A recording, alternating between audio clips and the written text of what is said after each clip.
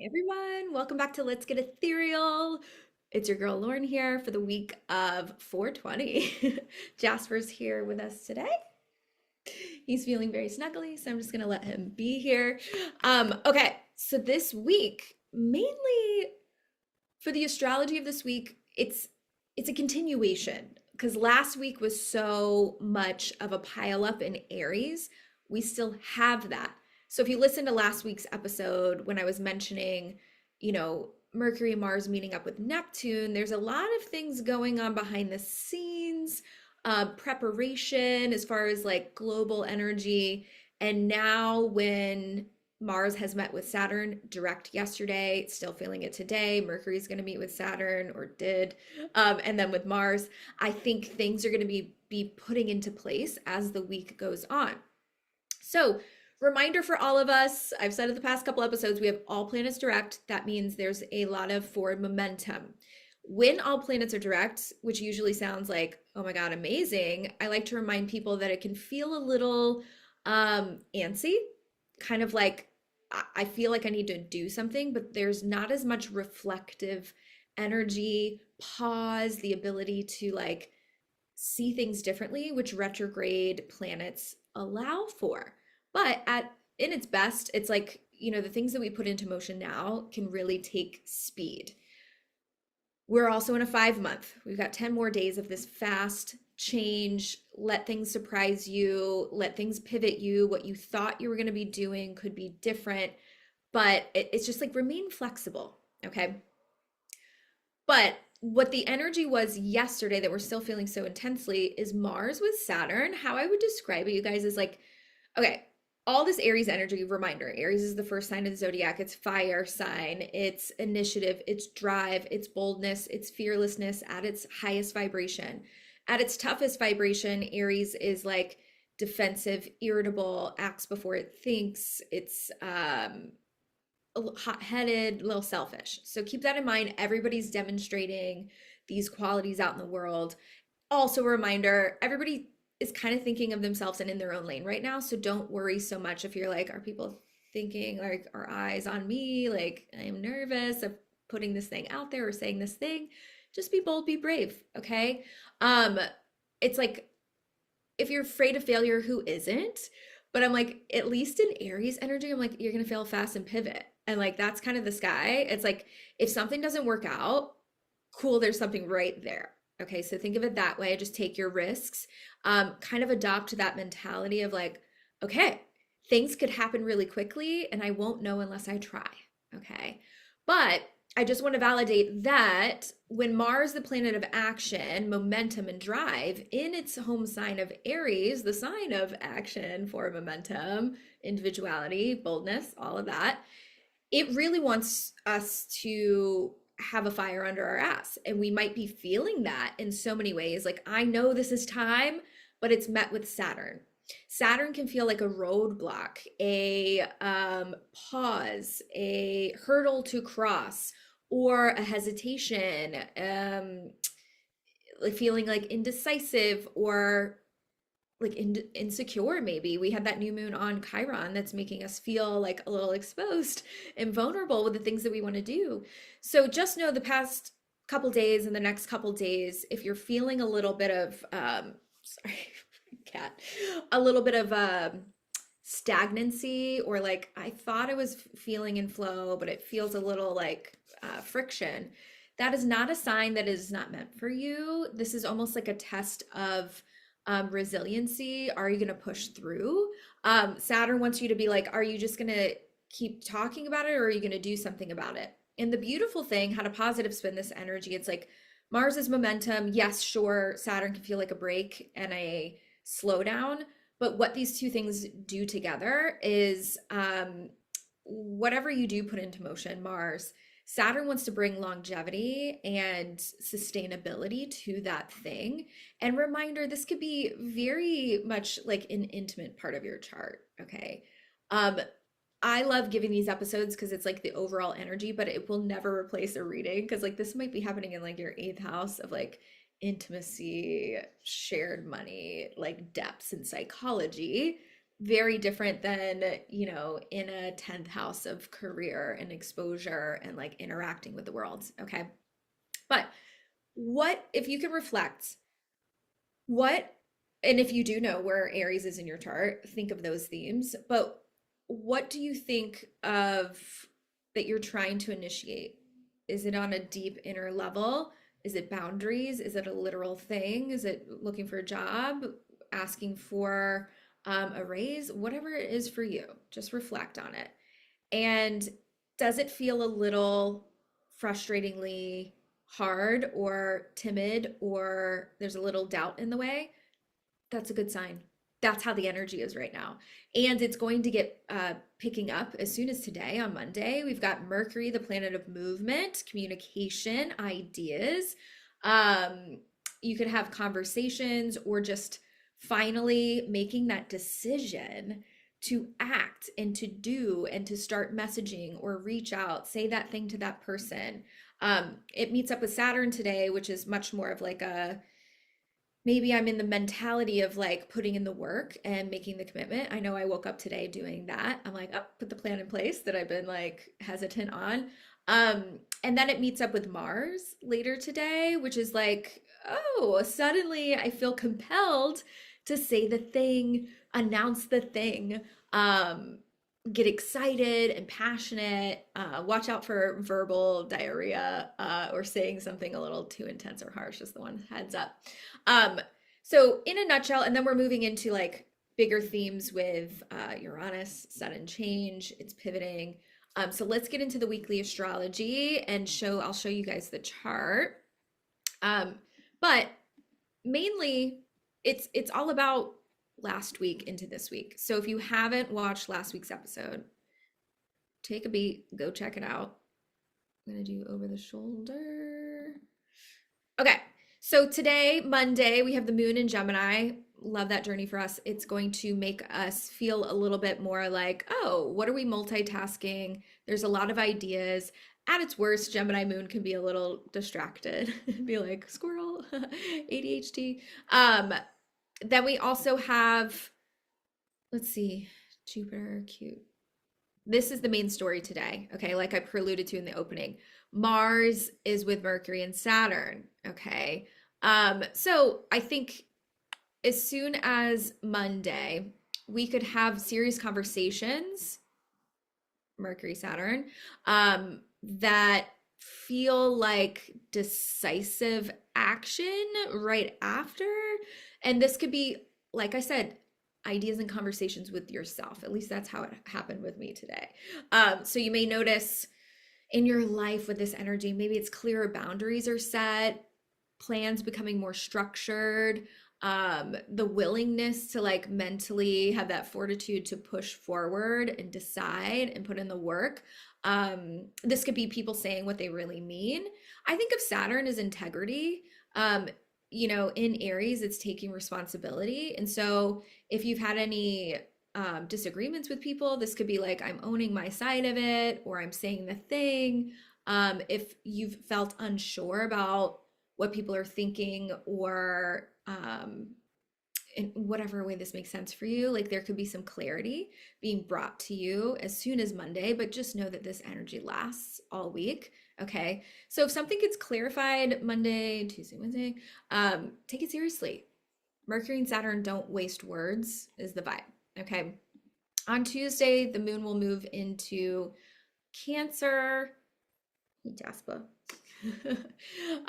So that's, a lovely energy of brings back the kind of the moon moves so quickly. So that's kind of like the emotional landscape. You can think of that. And so it's like the attention can go back into, okay, what and who feels safe? How is my environment conducive or not conducive to the things that I'm trying to put into place, these goals? So take a look around your space on Tuesday, Wednesday, and think about themes of who feels like calm to your nervous system, because Cancer is a sign of home and family. So is the moon. Moon loves to be in Cancer. And so it's saying like energetically pay attention. We're such in like action mode. This is a nice ability to feel into what do you need? what do you need to feel more at home within yourself? Okay. What could you shift in your day-to-day surroundings to help with that? Do you feel safe in the decisions that you're making? Do you actually want this? Emotionally, does it feel fulfilling? Are you trying to force something because you think you should, or out of old patterns or societal pressures, or like, I should be doing this? Check in with this moon in Cancer to say, like, is this actually what I want? Is it sustainable? It's a good energy for talking with like family or the ideas of home, whatever. Slow down, go inward a little bit. Okay, Wednesday we got no change, but obviously all of this is still happening. And then we have the moon moves into Leo on Thursday, and then we have Venus conjunct Uranus. This is a big story of the week. I'm the most excited about this. Okay, so the moon will move into Leo. Just know it's a couple days of checking in emotionally around joy, pleasure, fun, dating, creativity, childlike wonder. It could be inner child stuff comes up. The idea of being seen, celebrated, whether that makes you uncomfortable or excites you, that's Leo's energy. Okay, so emotionally checking in with those themes for you. Are you allowing yourself joy and pleasure in your life? Are you allowing yourself to romanticize your life and expect fun? Do you let yourself be seen and celebrated? Okay, and maybe you can do that for others. But the real cool thing I love is Venus, the planet of love, money, worthiness, values, all the beautiful things in life. At the last degree of Taurus, 29 degrees, it's the most potent degree of any sign, meeting up with the planet of sudden surprises, change, pivots at 29 degrees. Okay. This is a culmination. Just think of like everything reaching its peak. Kind of like a full moon energy. Okay. So whenever a planet meets with Uranus, especially at the final degree, something can surprise you. Obviously, where's 29 degrees Taurus in your chart? That will tell you probably where the surprise is. But for everybody, just looking at the collective theme, it definitely can be a surprise pivot. And it could be frustrating too. With Uranus, I'm like, it could be fun or it could be really disorienting or frustrating. So it's a mixed bag. I'm hoping for fun. It can be a sudden shift when it comes to themes of love and money, or just like the deeper themes of Venus is like, do I value the way that I'm working in order to earn my money? Do I feel valued in my work? Do I feel valued in my relationships, mainly romantic relationships? Especially in Taurus. Taurus is the sign of value, security, safety, money side of Venus. Venus rules Taurus. Okay. Libra also is ruled by Venus, and that's more of that relationship, like equality balance side of Venus, which we always will have with Venus themes. But the fact that it's in Taurus, I'm like, this is going to feel more about sudden changes in feeling secure. Okay. So this can bring in sudden relationship shifts, unexpected financial decisions. This can also be creative breakthroughs. I think a breakthrough energy in general with Uranus. It can be external shock and surprises, or it could be, just suddenly you're noticing you're acting, especially after on the heels of all this energy of like, I'm taking this seriously. There's been a slowdown. Is it making me question things? No, I think I'm sure moving forward. By the time we hit Thursday, it's like maybe through some decision. And like I said, with this energy in Aries, it doesn't have to be, I fully took action. It's wrapped in a bow and it's finished. It absolutely could be the first step, just simply making the decision, saying it out loud, moving forward, having the conversation. And then by the time we hit Thursday, we've got some like universal, like bing, a redirect happening. This can also be people changing their minds suddenly. So you could be the one changing your mind suddenly, or say at its worst, like you had an offer and then now it's like retracted, or You thought you didn't get this thing, and then all of a sudden they're like, just kidding, you got it. So just, we're also in a 5 month, which I equate to like Uranus energy in general. So let life pivot, okay? And then at 29 degrees, just know this is like it's called the anaretic degree, but it's the most potent. And so it's the last time Venus will meet with Uranus in Taurus. Uranus has been in Taurus for 7-8 years, okay? It takes forever to go around this whole circle. Okay, so when it moves signs tomorrow or the day after this, it is major. Okay, so we'll talk about that in a second. But just think of like Venus is going to meet it for the last time in Taurus. Taurus is that sign of finances, security, what makes us feel safe in our physical bodies. So this could be like who makes us feel safe, nervous system. It's also like safety and security as far as like the literal money, but like the food we eat is also Taurus, what makes us feel grounded in our bodies, sensual nature. So if you're thinking of love, it's just like, and you're single, just think of like, I am craving people that, yes, are exciting, but they need to feel stable. They need to feel consistent and reliable. So maybe you're suddenly getting that, or you're having like this, I wasn't thinking of dating somebody like this, and now it's here, or they're unique, or they're different. When it comes to money, it's like maybe I've been forcing something that really isn't in alignment, but as soon as I made this decision to do something that's more me, all this energy in Aries, there's like sudden movement, okay? Take a risk is kind of the vibe. I'm not telling everybody like go gamble your money away, no.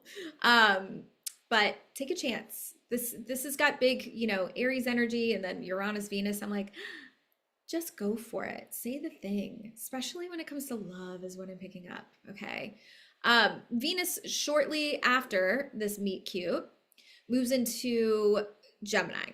So when Venus moves into Gemini, we are going to be loving wherever Venus goes. That's like what's enjoyed and brings pleasure, and the aesthetic, beauty, art, romantic focus, and what we invest in focus. In Gemini, that's like communication. I call it the mental boner. I'm like, when people have Venus in Gemini in their birth chart, it's like you're attracted to quick wit, the ability to have banter, communication, the love of learning, and bouncing things off of each other. So this is going to bring this romanticizedness around minds and like communicating. We might see more people like you might find yourself more active creatively sharing your voice, okay? Because Gemini rules communication and voice. Venus in there is like, I enjoy this. Like, let's just do it for the pure enjoyment of it. It's going to feel attractive when you are speaking in your authentic voice. I think I've said this before, but there was these studies that like the most magnetic frequency somebody can have is authenticity, okay? It's even more powerful than love, and especially over like other like anger and hate.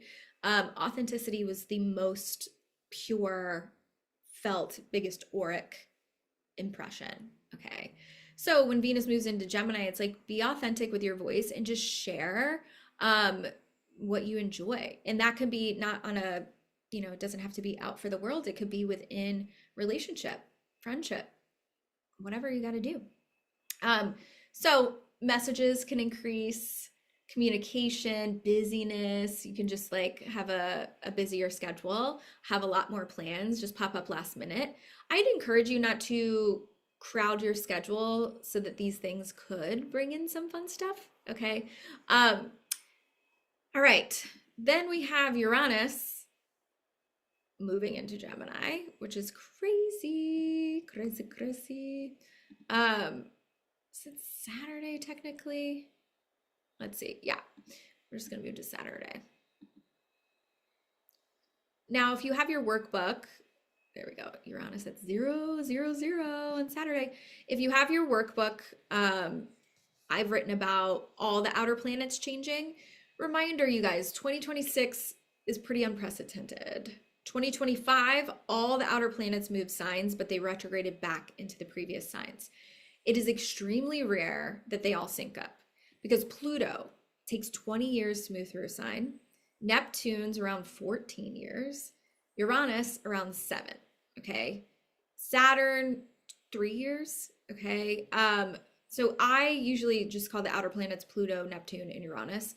But the fact that Saturn also moves signs, all of these guys they're moving into fire and air.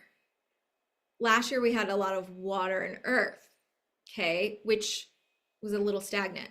Now things are speeding the F up, okay? We've got Pluto, the planet of transformation, in air sign Aquarius, really wanting death and rebirth, which is going to take the full 20 years, and reinvent the way that we look at freedom, future forward innovation, humanitarian efforts, equality. All of these things can be limited before they become free. I think there's going to be a complete transformation around the education systems, and Uranus is also future-oriented technology and connection. And so obviously this is going to bring in a lot of that. We're just going to get even more advanced and technical.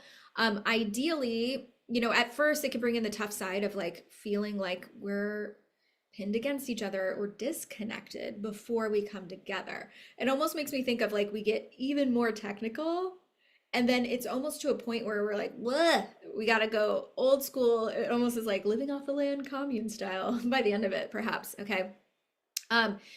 Neptune moved into Aries. We've talked about it all year. So did Saturn, fire sign, from water, deep water. Okay. So these two want actions, dreams, and reality, putting into place, taking ownership in Aries, self-actualized, stepping up to the plate. This is very entrepreneurial the next few years. And there's going to be a shift in how like old school corporations or hierarchies are like hopefully dismantled in a way where it's just like we can be more individualized. And maybe that is because of the insane amount of tech that's going to be created and continue to create in AI. And like, what does that look like for certain jobs and companies and corporations as they get smaller? We are meant to stand up as individuals, Aries energy, okay? So learn a skill. This is your time to put your individual stamp on the world, okay? If you're listening and you're in a spiritual business or side hustle, as I'm sure a lot of you are, a lot of my followers and listeners are, we're coming out of Pisces era where it's like a lot of people infiltrated this space in a beautiful way of like meditation, inner emotional world, spirituality. It's also, I think of like social media, virality is more Pisces. Sorry, I got a cat tail. And now it's moving into Aries. So it's saying like, okay, we're no longer just overemphasizing the spiritual world. You have to have a point of view. You have to have a voice. Now back to Uranus. Okay. Uranus is the planet that rules Aquarius that we talked about that Pluto's in, which is that humanitarian, future-oriented stuff. With the planet of that moving into Gemini, which is also an air sign, like your Aquarius. Gemini is communication, media. I think of apps, sharing our voice, sharing our minds. This is going to reinvent like kind of the way our minds work. And the things that come into the world, like the last time Uranus moved into Gemini, somewhere in my workbook about like radio coming into the world and television, and imagine what's going to be invented, because we get the planet of future forward innovation. It's like we don't even know it exists yet in the sign of how we communicate, connect, and how we think. So a lot is going to change. I would say globally, this is a like multi-level or multi-year shift, think 7 to 8 years around, yes, technology acceleration, information, narrative shifts. I think there could be disruptions around these themes, there can be transportation changes. So I think we're going to feel even more like I think of the Waymos that are driving all over my streets. That's going to be more across the world, perhaps. Like the way that we transport ourselves is very Gemini as well, because this is transportation, flying. I think we're going to see disruptions before we see ease and flow. So I think pretty immediately, maybe when planets leave a sign and then enter a sign when they're outer planets, we usually see so Uranus leaving Taurus, there could be a financial shift in the stock market. I have looked at the Bitcoin chart for friends, and I'm like, I think there's going to be some restrictions on there. Just a heads up. I'm not big into that world at all. I just look at the astrology. Maybe I can share that in another episode, like look at Bitcoin's chart, where the financial charts. So, because it's leaving the sign of money this week and into the sign of transportation, communication, media. So this could be as simple as like, we're seeing because of the war, something that's decided that's still very loud with all this Aries energy, okay, that can happen this week. A movement made, a strategy operated on that shifts either financial restrictions or travel restrictions, okay, or changes these things.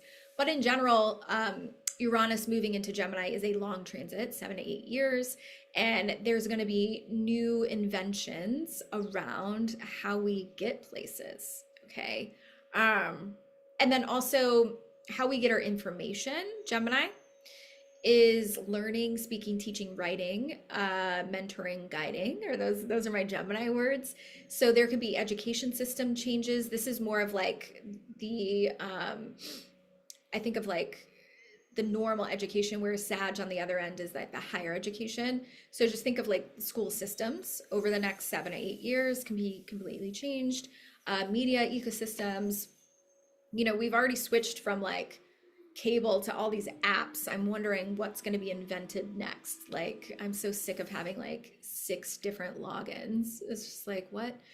So there's going to be, and this is over 8 years, so we'll see. So I'm just telling you guys about it now, but we can revisit it as we move through. I think but in general, it's like how information moves between people is going to be the main theme, okay? And it's going to operate fast. And so just think of like,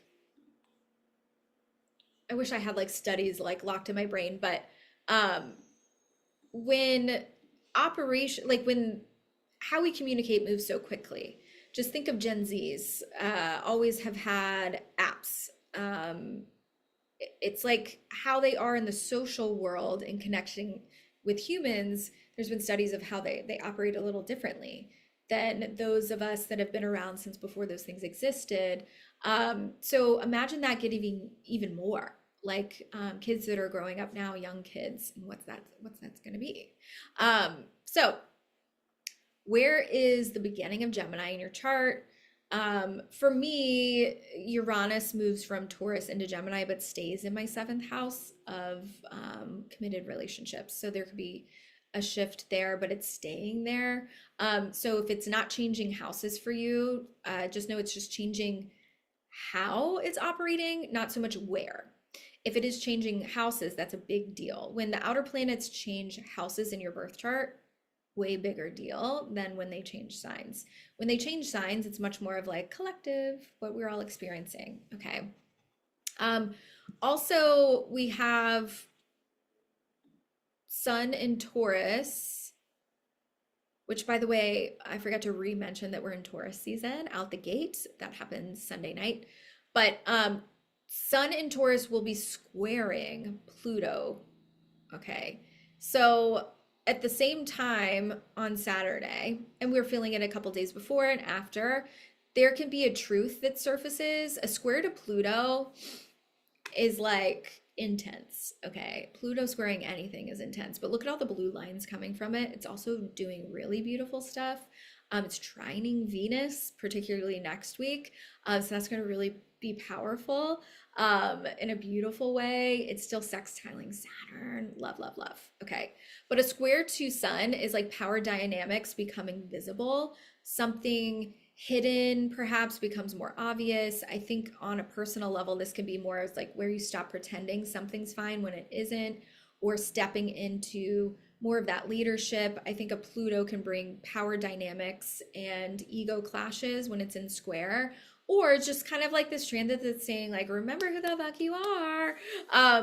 And facing fears, transformation, death, rebirth. It's like coming out stronger.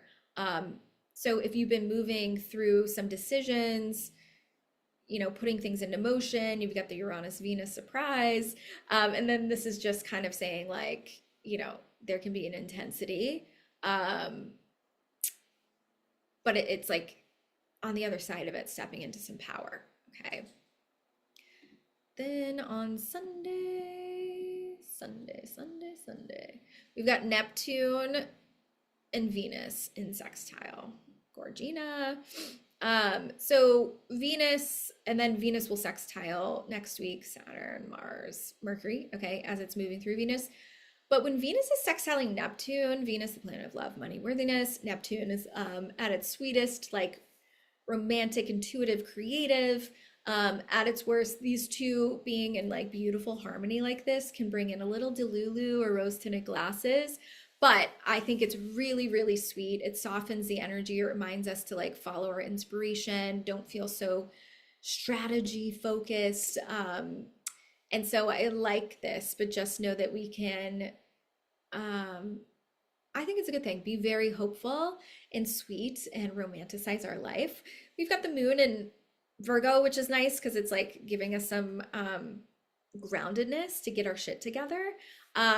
And then at the same time on Sunday, we've got Jupiter, the planet of luck, expansion, growth, optimism, square to Mercury. Okay, Mercury, logical minds, plans, execution, communication, travel. And so this is like a perspective shift. Jupiter's that higher, bigger picture of like, what's the bigger meaning? And talking to Mercury in a square, it's like conversations can feel bigger. You can see something that you haven't seen before. Jupiter, even in a square, can kind of do no wrong. I think at its worst is like, you can overpromise. Like if you're saying like, yeah, I can do that, it can be as simple as like, oh, I agreed to these plans. And I'm like, ooh, what was I thinking? I've got too much on my plate. This is trickling into next week as well. So try not to overcommit is my one heads up, but this is still really beautiful. It just feels like possibilities, big picture conversations, excellent energy with this combination with Venus and Neptune for brainstorming what comes next, feeling really creatively inspired. So I really like how we're wrapping up the rest of this week. We've got a lot of mercurial energy heading into next week. I love that the sun is in Taurus, grounding us with all of this Aries energy. Okay, still very active. Okay, let's stop sharing. I would say the main thing of the sky is like we're integrating the pressure of that Saturn and Mars, and we're moving fully into the momentum afterwards, and we're letting ourselves be surprised. And there's a complete new storyline emerging with Uranus into Gemini for everyone, but don't expect like all of it to change in one day. It's a 7-year transit, but I do think there is themes of those topics, typically like with Uranus involved, that we can see sudden changes. And so this could be travel, or how we communicate, or like we're hearing news about things, or financial shifts for better or worse. I don't know. So things are speeding up. Ideas are moving forward. I'm excited for this week. I don't know if you've been feeling it, but I'm like, okay, last week, I'm like, okay, I get it. We've got this new moon in Aries, but it was with Chiron, and it was a little bit like exposing as a little self-doubty, especially with Mars with Saturn, just like, ooh, like I want to do this, but I'm a little hesitant. I think this is the week where we can power through and push over that hurdle mentally with this Mercury, Saturn, Mars thing on Monday into Tuesday. And so sometimes we just have to heads down put the work in instead of expecting like flow and ease, which typically means you're in alignment, right? This is the week to just not fully white knuckle it and like force something you don't want to do, but it's just like, okay, I got to get a little structured and I got to make the decision that I'm moving forward with this. um I think it's going to be something that you look back on and is like, thank God I did that. Why did I hesitate for so long? Okay, so good luck with that. All right, let's move on to a little education corner. All right, the lesson this week is Chiron. Since we have that new moon on Chiron last week, I think it was bringing up a lot of those themes. And I think Chiron is one of those things that is often overlooked in astrology. And so I wanted to highlight it because it does move slowly. So people born around your same age have the same Chiron. But this new moon we had last week was with transiting Chiron. Where is Chiron in the sky? But you have a Chiron in your birth chart, okay? If you go to astro-charts.com, it is one of the placements listed. I want you to look it up and write down what sign it's in, but then also scroll down. Don't forget to look at what house it falls into, okay? Like Chiron for me is in my 8th house in Gemini, but it's with my moon. It's square my Venus, opposite Uranus, square my Jupiter. It's very active, little fucker. So, of course, those are very important, but generally, and if you want a more in-depth workshop, I have this workshop inside my membership, Moonlit Living. Highly encouraged. There's like there's a compatibility workshop, the North Node workshop, Chiron, progressed moon, so many things in there. So go check it out. So we're gonna do a quick and dirty, okay, of this Chiron. It's basically, so here's some dates if you're like, I know how to look up a chart. Chiron is called the wounded healer, okay? I'll leave this up. I'm not going to read from it though. You can screenshot if you want. But wherever sits in your chart, I kind of view it as like, yes, it's a wound at first, but I think you can scratch out wound and just like think insecurity or self-doubt. Okay, it's a little woo in the sense of like you were born with it maybe, or something in your life created it, an experience made you hesitate here or need to develop this area of your life deeper. It's going to take more effort to heal this part of you, but once you do, because of that deep dive and that effort and that attention given, you become the healer there. And I always say where people's Chiron lives, especially when I do readings with people that have Chiron with planets, y'all are my people because I'm very Chiron. You tend to emanate this like authentic energy of like, well, at first I tend to see Chiron people attract wounded people. It's like, oh, do I have a sign on my back to come get healed here? And then once they feel better and awoken by your wisdom, they flee, and you're like, what? So that can be a common theme. But it is also one of your greatest gifts is whatever sign and house it's in becomes an area of wisdom, healing that you can gift to others. People will recognize that authenticity in you, kind of this vibe of like, oh, they've been there, they've done it, they've been through it, they've done the work, they've healed that. And so just think of like, say you're with a therapist that's helping people with alcoholism, and you find out that they grew up with an alcoholic father. It's just like, oh, they get it. It's not just somebody that studied it because they thought it was cool. It's like they've walked through it, gone through the sludge or something like that. Okay, so that's what I think of with Chiron is the wounded healer. It's like what you've had to overcome, you become so wise and you meant to gift that wisdom and healing to others. And it doesn't have to be blatant literal, okay? It could be like, say you're in corporate worlds and you have a Chiron in Gemini, which is like a wound or a fear around public speaking maybe, but that becomes your greatest gift because you've put in the work around it. Where did that stem from? Was I silenced when I was younger? Did I have a sibling that was like critical of me? And now it becomes one of your greatest gifts. And it could just be like I'm in corporate world, but I manage people and I'm really gifted at checking in with people, having conversations, Gemini, the healer through conversations. You don't have to be sitting there giving them like woo-woo healing wisdom to be in your Chiron. You could just be like, oh, I have this natural healing energy when I speak and communicate to people. Okay.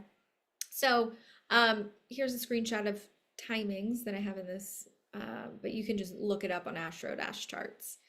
So if you have Chiron and Aries or the first house, this is wounds around, just think of self. Like if it's in the first house, we're going to layer the themes of the sign too. So you're going to want to look at the house and the sign. Okay. Like mine is 8th house Gemini. So I would read the Gemini one and the one around Scorpio because that's 8th sign. Okay. So Chiron and Aries, or if it's in your first house, this is like a wound around stepping into your identity, competitiveness, being number one is the vibe, participating. The healing gifts, though, is you can naturally empower other people. I tend to see with Chiron in the first house, especially close to the ascendant, maybe there was maybe literal, like felt bullied when you're younger, but now you advocate for people. But it's just like really stepping into being seen and being a leader is kind of one of those healing things that you possess. So the goal is to learn kind of that fearless individuality and model that independence. If you have Chiron in the second or in Taurus, this could be a literal worthiness wound or money wound, fear of change, values and beliefs coded. Where do you feel grounded? Who and what feels safe to you? So if you had to create kind of your own safety growing up, or you had parents that modeled different like financial roles and you're having to find your own, that can be a thing. It's also often not talked about it a lot.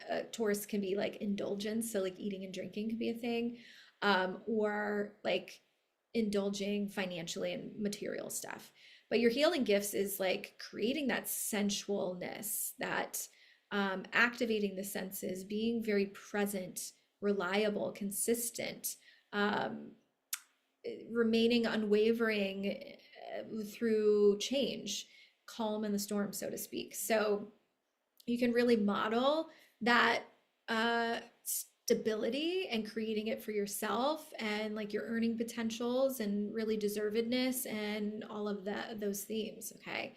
If you have Chiron in Gemini or the third house, I have Chiron in Gemini, for example, it's like around our voice. The tough side of Gemini is like, yeah, gossip, overthinking, feeling insecure, not following through with a lot of things. I think of Gemini as like squirrel, like I've got to do all the things very well, but where's my lane? I remember this for me. I don't know if this helps. Growing up and working, I worked in all like tech startups to start and then food and beverage startups, but I had a lot of skills, but I felt like I remember saying, I don't feel really good at one thing. I just feel like I'm skimming the surface on a bunch of things. And somebody once told me like maybe that is your skill, that you can be extremely adaptable and hold many. But it wasn't until like I built my own business where it's like, oh, this is the thing, and it's about sharing my knowledge, Gemini, of what I love learning. I can't not share it, and it's in the 8th house of like spiritual, like astrology, tarot, all of those things. So you see how it ended up being a great gift for me. But at first, that wound is like, I don't even know what I'm interested in or what I'm good at, or how do I like, you know, voice things confidently. I also had a sibling, Gemini, that was like really kind of tough on me growing up, that kind of thing. So if that's you and you can relate, that makes sense. And then you become very good at gifting that healing ability through teaching, writing, speaking. You might have been shy when you were younger. I know I was. And then all of a sudden you can like be on the microphone in front of a room full of people. I've done that. So wit and humor is also a really great thing with this, and putting people at ease, handling transitions and adaptability really well. If you have Chiron in Cancer or the 4th house, there could be wounds or insecurities or doubt around family.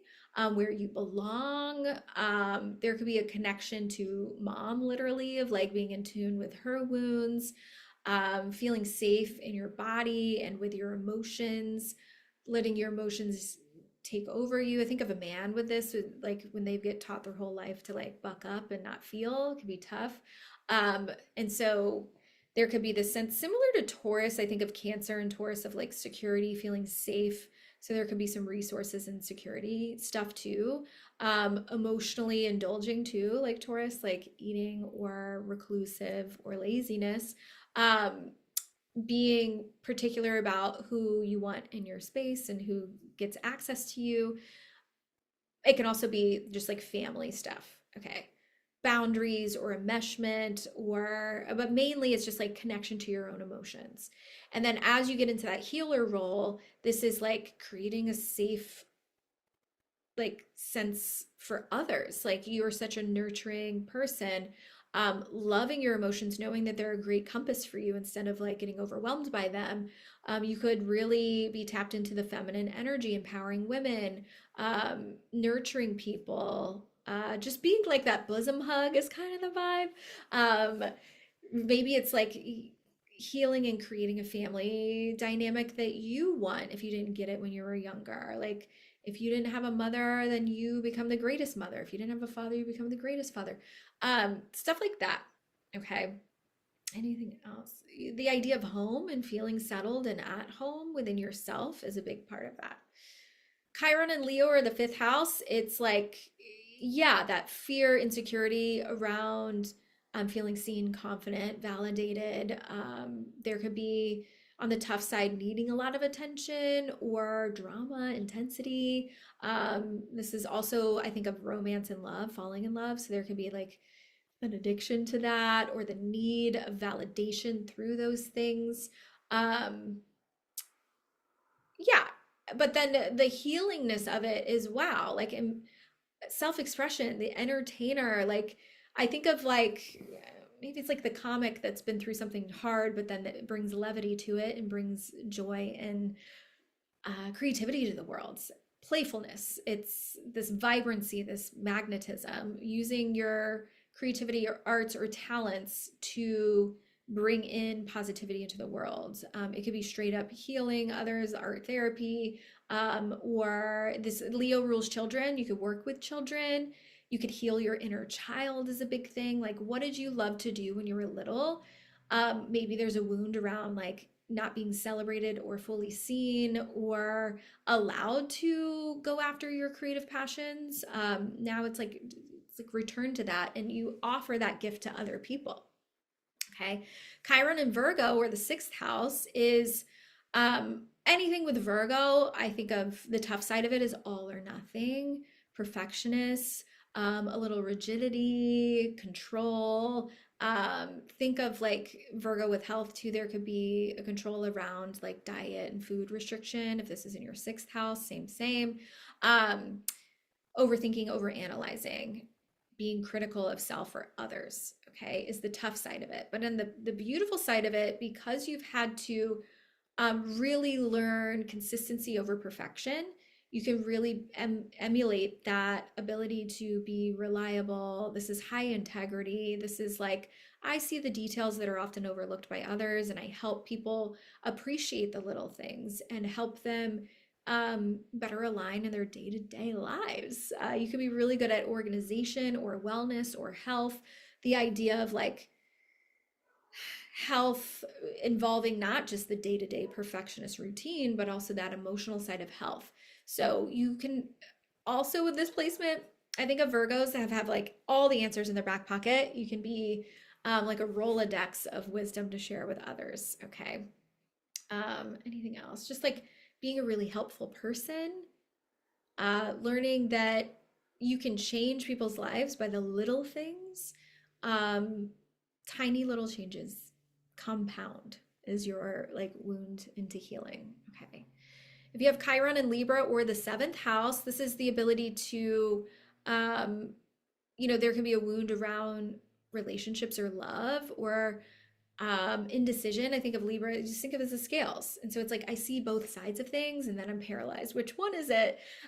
Trying to be the peacemaker. Maybe when you have Chiron in Libra or the seventh, you are always battling that people pleasing, like making it easy for everybody else. And then you have trouble being like, oh, I don't even know what I want or who I am. I'm a mirror to people. There can be like a codependency wound, and that could stem from not having it when you were younger or like being emulated. But it's around relating to others and who you are amongst relationships. But when you heal this is like fostering like great ability to communicate your needs, finding balance, not over giving as much, letting yourself receive, creating aesthetic and beauty and art. And I think of Libra's music and like I don't know, the beauty industry. And I just think it's like you could be a healer for people in relationships because maybe what you learned through healing, like falling in love or relationships in general, loving yourself, you could be a really beautiful advocate of helping people with that as well. Chiron in Scorpio or the eighth house. So reminder, mine's in the eighth house. So even though it's in Gemini around communication and teaching and mentoring and guiding, it would be in the theme of the eighth house for me, which is helping people with like stepping into their power, transitions. Like I literally, Chiron in the eighth with my moon mother, helped my mother transition and was her caretaker through death. So if you have Chiron in Scorpio or the eighth house, there could be a wound around, I think of Scorpio as like kind of similar to Virgo with the all or nothing vibe. It's like really intense. It can be obsession, addictive tendencies, or like having a hard time getting over things, like because there's an intensity to it. Okay. Oh, I even wrote it here. Leaving bad relationships or power struggles or jealousy or obsession I've written. Those are the tough side of Scorpio. And then at the positive, it's like you've learned to like attachment styles is a big one, fears, intimacy, vulnerability, and trust. And so when you deep dive those things, the eighth house rules sex as well. So like the merging, it's also death if you've had wounds around losing people. It can bring up a lot of fears that you work through, wounded into healer, around transitions and grief or your sexual nature or your ability to detach and have healthy relationships, can be a theme for you. And then you become an amazing healer of making people feel like they can trust themselves and others, be aware of their patterns. And like I said, if you're in a normal, very practical world, Scorpio can be like research, investigating, finding solutions for people, being very analytical as well, and that being a masterful skill set. But it's combining intuitive nature with that analytical depth, and you have a healing, like a very potent healing energy if you have Chiron in Scorpio or the eighth house. People are going to recognize like, oh, they've been through the depths and out the other end. And so I'm going to look for a beacon of light in them. Okay, so if you have that.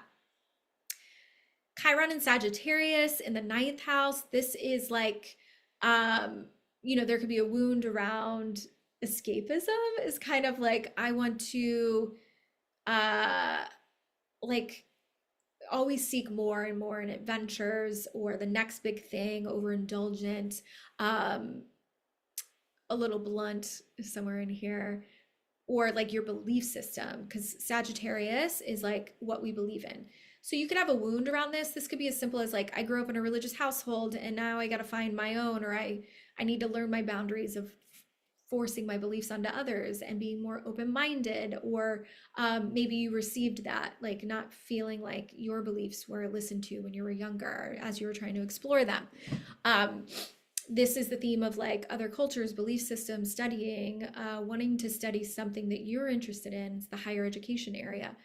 But I think of in general, it's like seeking the next big thing and feeling unsettled. when you switch this into the healing gifts, it's like you have this capacity to see the big picture and the through line of all the belief systems and how they're all connected, and feeling really accepting to others and feeling really open-minded. This is really compassionate. It's allowing for diversity, inclusion, a really open mind, and it's really fun. Like Sagittarius is fun. So I put laughter as medicine here. Letting yourself not be so stoic and just be like, life should be meant to be enjoyed. Okay. Anything else with Sag? It's like you can heal through different perspectives and surrounding yourself by different people and experiences, or through education, like learning some skill that you're become really profound in. Okay. Chiron in Capricorn or the 10th house, there could be like a lot of pressure or need for success. Career could be definitely an escape of dealing with the wounds. So say you have Chiron in Cancer in the 10th. It's like you have a wound around feeling your emotions perhaps, or holding the emotions of family projections, and it's showing up as somebody that overworks and overgives and fixates on approval, and emotional fulfillment through success and achievement, and feeling like you aren't worthy unless you're achieving something. So we need to pivot that wound when it's in the 10th house or Capricorn as like, and this could be father issues as well, of just realizing that like you can be a consistent leader. You need to learn first that you are lovable regardless if you're achieving something.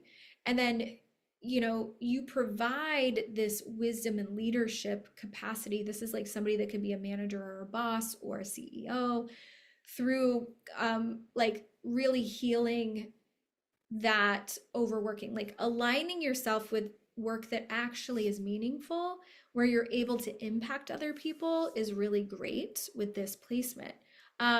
And the 10th house is the visible house, what you do out in the world. So if you have it in the 10th, it's like you could be, ideally, when I see Chiron in the 10th, very close to the MC particularly, I'm like, you're meant to be vulnerable out in the world. Whenever you feel safe and comfortable, of course. But I've had a client here where she's gone through like tough relationship, like abuse within relationships, and then she became an advocate for that and like got involved in that way. So like that could be like whatever your wound is, like talking about it out in the world could be a part of it, or just emanating that kind of recognition people see, like, oh, this CEO, for example, shares their struggle to get where they are and their success. So it feels very human. It's really encouraged with Chiron in the 10th, okay? Or if you have Chiron in Capricorn. Chiron in Aquarius, this is, there's a wound around probably feeling accepted and in group and community, trying to detach too much. This is the sign of feeling detached. I wrote destructive rebellion, detached from emotions, trying to fit in. I feel like it's more about fitting in and finding your people. It could be as simple as like when you were younger, if you had Chiron in the 11th or Aquarius, moved around a lot. And you're like, I haven't felt settled, because Aquarius is ruled by Uranus, which is like change. Or it could just feel like I feel different, and finding my people. But then as you go into that healer, it's like, oh, my differences are my magic. And that's when you lean into your unique minds, your visionary leadership, like you're ahead of the game kind of vibe, you then attract your tribe. And then it's like, oh, here's the authentic people. And so you could also, whatever you care about, want to be an advocate around it. I think of humanitarian efforts or justice activism stuff. You don't have to do that. It could just be more about like finding your friends. It doesn't have to be so serious. But it's like you could be the one that kind of holds communities together, or creates a community, or you create an online thing. Like you could be that for other people. And dare to be different, dare to be quirky. It is your special sauce. Instead of what made you feel insecure when you were younger, because it felt that way, you had to learn to accept it, and then you then emanate this frequency of like, cool, unique, interesting. That inspires me to like own my uniqueness. And lastly, Chiron in Pisces is maybe a wound or a fear around like idealism, escapism. This is mental health, emotion, subconscious work. It's that inner emotional world. So if you have it in the 12th house or in Pisces, it can be also like creative, getting in touch with your creativity, or I mean, this is kind of a woo house. It's like past life stuff, or the disconnect. Did you feel like a little lonely? Did you feel a little disconnected from receiving the emotional needs that you wanted when you were younger? Seeking that out. The tough side of Pisces in 12th house could be like numbing out, avoiding. And so really having to heal and feel feelings instead of what you do to mask it. And sometimes that can be looking really productive. I'm avoiding these feelings by doing overachieving. It doesn't always have to be like drinking and drugs, right? So through deep diving that subconscious and emotional imprint, you become the ultimate healer. I think of a 12th house in Pisces, especially like I think of 4th in Cancer, 8th in Scorpio, and 12th in Pisces. These are the healing type of water signs and water houses. So if your Chiron's here, you are more of that wounded healer in general. So you could really help people heal from limiting beliefs and things that have made them feel stuck and avoidant and paralyzed and numbing out. You could be a spiritual leader, or you don't have to be super woo-woo. It could just be like therapy or practical advice. But you have this great capacity to help people live out their dreams, get in touch with their inner worlds. You could be highly intuitive. I encourage you to deep dive those skill sets. All right. That is your lesson corner of the week. A little Chiron workshop in the mix. As far as any pop culture stuff, I'm like, what's going on? Oh, last night, I went and saw, so I'm a member of this theater on my street that does like a lot of panels and like films, like launches or whatever this called, or they do old films and like 70 millimeter. It's so cool. Anyways, old school theater. Last night I went and saw the John Candy documentary. It's been on TV. I think it's Amazon if you want to watch it and stream it. But there was a panel with John Candy's son and daughter, and then Colin Hanks, who was the producer. And if y'all have been with me for a while, do y'all remember where I did Colin Hanks' birth chart? We like collaborated. He used to have a handkerchief line called Hank's Kerchiefs. And there was an astrology one. And so I partnered with that brand and did his birth chart. So it was cool to see, now that I live in LA, to go watch that documentary and see him talk about making this movie. It took them 3 years. It was a fantastic documentary. I love documentaries. I love real stories. But they made it very entertaining. So if you haven't watched that, like I think everybody, that if you share my generation, I'm like, John Candy was like, oh, the best. What's your favorite John Candy movie? Go watch that documentary if you haven't. So that's my kind of like topical share. I had a really fun weekend and I had a couple martinis yesterday, so I'm feeling it a little. But I hope you guys have the best week ever.